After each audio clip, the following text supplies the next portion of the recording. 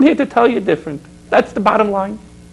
So why did God push us out of Egypt? Why did he throw us out and that we didn't have time? Come, let me tell you. Rabbi, why? The answer is very simple. Because if we Jewish people who are unbelievable thinkers would have started to think, 1 minute, time out. Where are we going? Here in Egypt, at least there's some supermarkets. But to go into a desert and have blind faith that there's going to be food, that there's going to be water, that there's going to be something, what are you, nuts?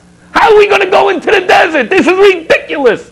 So God realized, I know the nature of the Jew. They think too much. They go and they have to scientifically prove the teachings of the Almighty. So God said, Hezekiah, get out. I'm not going to let you think. Because if you would have thought about it, you would have said, hey, now that Egypt has been destroyed, and they think that we're kind of powerful, let's stick around and rebuild Egypt, and maybe we could become the presidents of all the economic corporations. And that's not what God destroyed Egypt for. God took us out of Egypt to go to Mount Sinai to receive the Torah. But Jewish people would have thought, I don't know, it's kind of risky. Tell me a nut that would walk out into a desert for without knowing where the food provisions are going to go. And the only food provisions that you have is a bunch of dough, matzah, blech. Where are we going to get water? And not only that, we're walking out with 2 million people. You got to be nuts to believe there's going to be food out there. So God said, hey, if the Jewish people started thinking, I ain't going to get a religion out of these people. So what did Hashem have to do? He had to push us out. How many of us, each and every one of us are sitting here, have watched my show over the last 2.5 years, have been motivated, and said, the rabbi got a point. Maybe we should do something. This religion of ours, I don't know too much about. Maybe I should do something about it. Comes the question, what are you thinking about? Go do it. You thought about going to a service Friday night. Why are you looking at the calendar? You made an appointment with somebody else. Cancel it. Trust me, they would cancel out on you if they had something important that was important to them. So why is it when it comes to the religion, we look at our calendar, we see if we have time. Why is it when it comes to Judaism, your essence, your reason of creation, the whole reason why God took you out of Egypt? Why? I don't know. What are you thinking? What are you thinking? Go do a mitzvah. Your neighbors may think you're kind of Orthodox. What's Orthodox? This is Jewish. There's a friend of mine, I'm going to try to get her onto a TV show in the next couple of weeks. There's a friend of mine who is contemplating converting towards Judaism. I should bring her onto the show because I'd like her to speak out to people her feelings about Judaism. So anyway, when she started coming to my classes, and one of the things her Jewish friend said to her, you're going to the rabbi on TV, he has a black hat and jacket, he's Orthodox. So she said, what? But everything he says makes sense. That's all I'm going for, is to study, to learn. He says, but he's Orthodox. You got to be crazy. Orthodox people is going to make you keep kosher. Orthodox Jewish people are going to teach you about the Sabbath and mezuzah. We don't do it.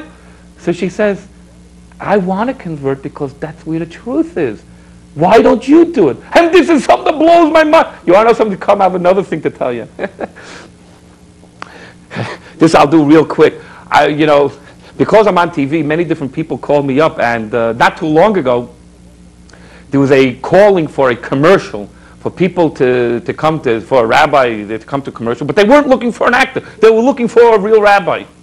I'm not going to say the commercial name because it's not fair to say the product. So that was someone called me and says, Rabbi, why don't you go down to Chelsea Theater? It's in North Hollywood for a trial. They're looking for a rabbi. Who's better than you? So I said, wow. So the guy says, what are you kidding? This is an unbelievable thing because if you get onto a national commercial, you can make $25,000. And like I said, you're not supposed to think. Go do. So I went down there, and what happened was I had to perform a wedding as a trial. What happened was 3 times they had me displaying what I could do, and 2 out of the 3 times the woman and the man were crying. And when the people were filming, they said, why are you crying? He said, because the rabbi is so convincing. He's so real. It's great. In fact, the people were filming. They saw me on TV. They said, if you want to go, if you don't get the job, can we call you to be a consultant? I said, sure, whatever. Anyway, to make a long story short, I asked the lady, being I have no agent, how will I know if I got the job or not? So she says to me, give me a call next week, and I'll let you know. I'll find out for you. So I call her next week. He says, Rabbi, they didn't want you. He says, why? Just tell me why. He says, they're looking for a reform rabbi. I said, a reform rabbi? He says, what do you mean a reform rabbi? You asked for a rabbi. You should have said a rabbi, a reform rabbi. What's the difference in Orthodox and a reform rabbi for a commercial? He says, a reform rabbi knows how to go and do a wedding the way the world understands. I said, what are you talking about? There's a chuppah, there's a ring, there's a ksuba. What is it?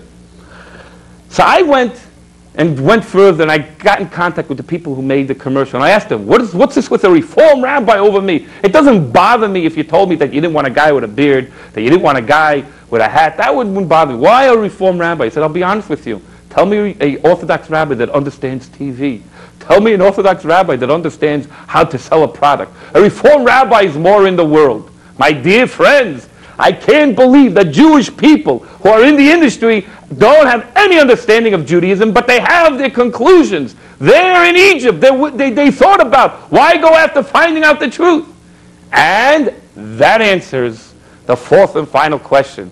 Is Passover really over? I hope not. The whole idea of Passover is that God took you out of your Egypt, out of your way of thinking to be cold and calm and collective and not getting excited about your Judaism. Get out of your own slavery. Look into your Judaism. And believe me, it doesn't bother me that I didn't get the commercial, because whoever needed it, I'm sure was very, very good. The God made sure that they got the panos, got the money for it. So I'm telling you, it doesn't bother me.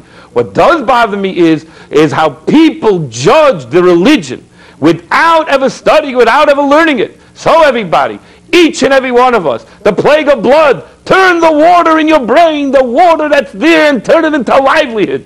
Turn yourself into frogs and start jumping into Judaism. But most of all, when you feel like doing something, don't think about it. Get excited. Run out of Egypt. Don't think about where you are, because if you do, you're going to end up being the same way you were last week. So each and every one of you, may this be a year of Passover for all of us. And if you want to learn more about your Judaism, give me a call. I'm sitting at the phone now waiting to hear from you. Have a wonderful, wonderful year, and we'll see you again soon on this great show of Basic Judaism.